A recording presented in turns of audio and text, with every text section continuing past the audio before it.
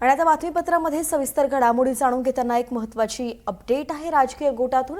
नाशिकच्या खड्ड्यांच्या प्रश्नाला आता एक राजकीय वळण लागलेलं आहे, कारण खड्ड्यांचा वाद आता थेट पालकमंत्री पदावरती पोहोचलेला आहे। नाशिकमधील खड्ड्यांबाबत बॅनरबाजी होत असताना राजकारण सुद्धा रंगलं होतं।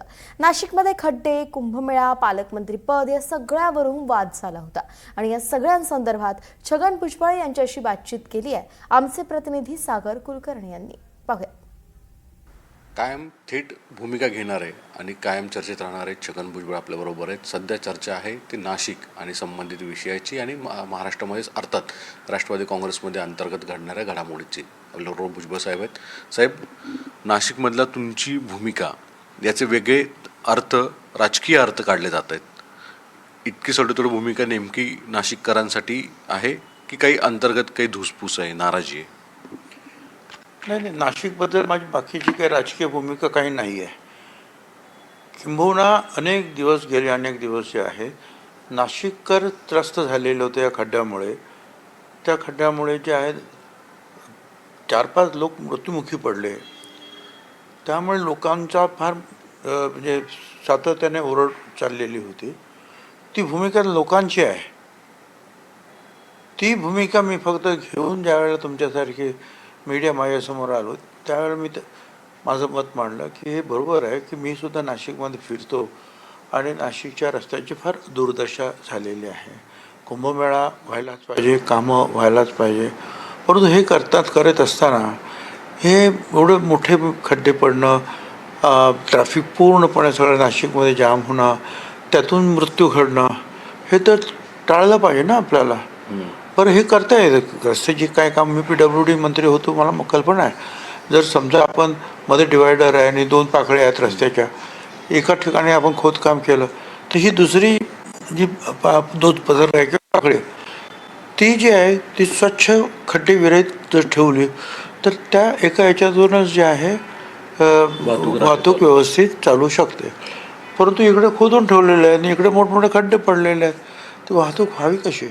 आणि पाऊस पडल्यानंतर त्या खड्ड्यामध्ये पाणी असेल तर गाडीवाल्याला सुद्धा आणि 2 व्हीलरला सुद्धा लक्षातच येत नाही की तो खड्डा आहे म्हणून। तो जोरात जातो, आपटतो आणि स्पीड होऊन किंवा मग पडतो, डोक्याला मार लागतो। आणि आता ह्या अशा ज्या गोष्टी आहेत ह्या आपल्याला टाळता येण्यासारख्या आहेत। आणि म्हणून मी सांगितलं की याच्याकडे आज म्हणजे मी काय सांगता, तिथले नगरसेवक जे आहेत त्यांनी तिकडे धरणं धरलं अगोदर। महापौर ते माझ्या कानावर महापौरांचं कोण ऐकत नाही आहेत, तिकडचे जे काय तुमचे आमदार आहेत त्यांचं कोणी ऐकत नाही।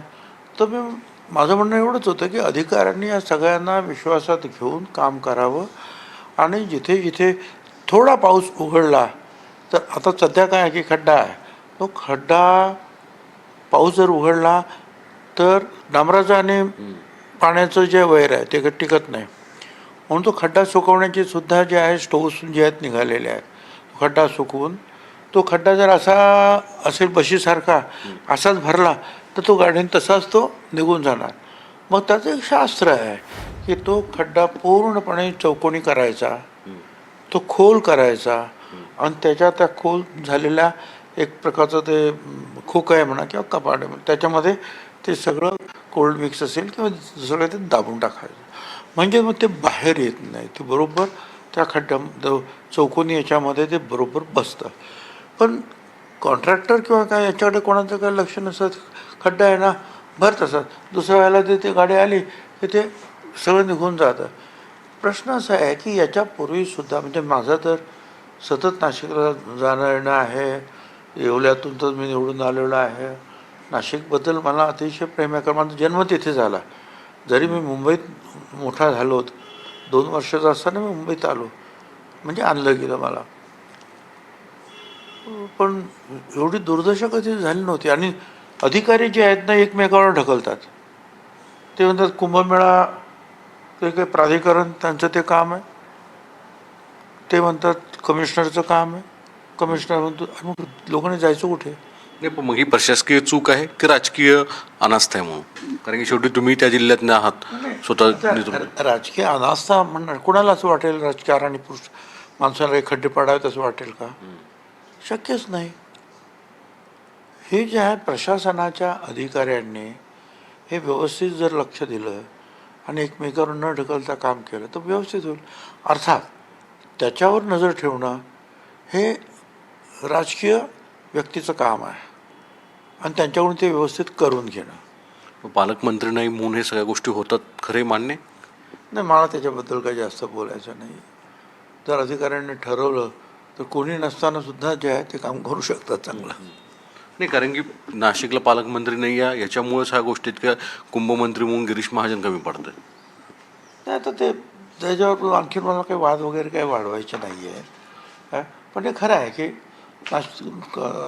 काय म्हणतात, कुंभमेळा मंत्री आहेत आणि ते सगळं ते कारभार बघत असतात म्हणून त्यांच्याबद्दल लोक बोलतात. बरोबर. तुम्हाला पालकमंत्री करा म्हणून आता ते तुमच्याच पक्षाचे नाही तर काँग्रेसच्या अनेक नेत्यांची मागणी आहे, इतर मित्र पक्ष सुद्धा करत आहेत मागणी. ज्यांनी असे जे फ्लेक्स किंवा बोर्ड लावले होते मी ताबडतोब त्यांना फोन केलं, माझी नापसंती त्यांना सांगितली आणि सांगितले ताबडतोब हे असले सगळे बोर्ड्स जे आहेत हे ताबडतोब काढून घ्या. कारण आम्ही एकाच मंत्रिमंडळात काम करतो आहोत एकत्रित.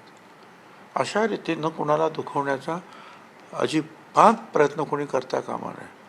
तुमचं काम आहे नाशिक शहरातले खड्डे बुजवणं, नाशिक शहर साफ स्वच्छ राहणं, तेवढ्या पुरता मर्यादित ठेवायचं आहे. बरोबर. दुसरा मुद्दा पक्षाच्या संदर्भात आहे.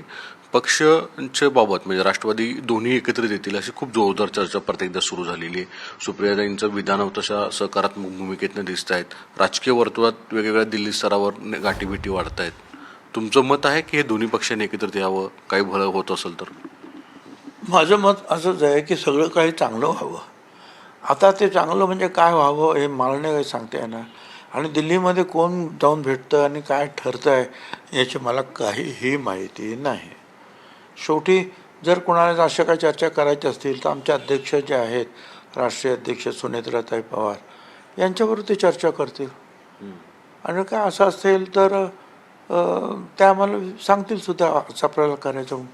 आतापर्यंत तर असं काही त्यांनी ते म्हणजे सांगितलेलं नाही किंवा तसं काही बोलणं झालेलं नाही. पण दोन्ही पक्ष जर एकत्रित असेल तर ताकद वाढेल, सगळ्या गोष्टींमध्ये हे होईल असं वाटतं. हे बघ, दोन कार्यकर्ते एकत्र आले तरी पक्षाची ताकद वाढते. पण त्याबद्दल मी अधिक बोलणार नाही. ते सुनेत्राताई जे आहेत त्या बोलतील आणि काय करायचं काय नाही करायचं ते ठरवतील. ते आम्हाला विचारतील, आम्ही आमचं मत त्यावेळेला तिथे सांगू. कोर टीमशी मध्ये काही चर्चेची होती का काय सध्या? कोर तुमच्या नेत्यांशी, प्रमुख नेत्यांशी? हां, कधी कधी बोलवतात, चर्चा होते. नाही, या संदर्भात विशेषतः या संदर्भात नाही काही चर्चा अजून झाली. अच्छा. भविष्यामध्ये काय होईल असं अपेक्षित दिसतं? तर काय घडायचं असेल तर कोर कमिटीमध्ये ते बोलवतील, विचारतील, सांगतील की बा असं असं चाललेलं आहे आणि त्यांचं मत काय आमचं मत काय कदाचित विचारतील. बरोबर आहे. राज्यात सुद्धा काही फेरबदल अपेक्षित दिसत आहेत तुम्हाला, म्हणजे विशेषतः पार्टी अंतर्गत तुमचा विषय मी विचारतोय. राष्ट्रवादीचा काय राष्ट्रवादीमध्ये पक्ष संघटनात्मक स्वरूपात मंत्र्यांमध्ये काही फेरबदल होणं अपेक्षित दिसतं पुढच्या काळात? मला त्याच्याबद्दल काही कल्पना नाही आणि ज्या गोष्टी मला माहिती नाही ठामपणे त्याच्याबद्दल नाही मी काय बोलू शकणार. बरोबर. धन्यवाद. भुजबळ साहेबांनी आपली वेगवेगळी मतं आहेत ते मांडलेली आहेत. व्हिडिओ जर्नलिस्ट प्रतीक जाधवसह सागर कुलकर्णी, NDTV मराठी, मुंबई.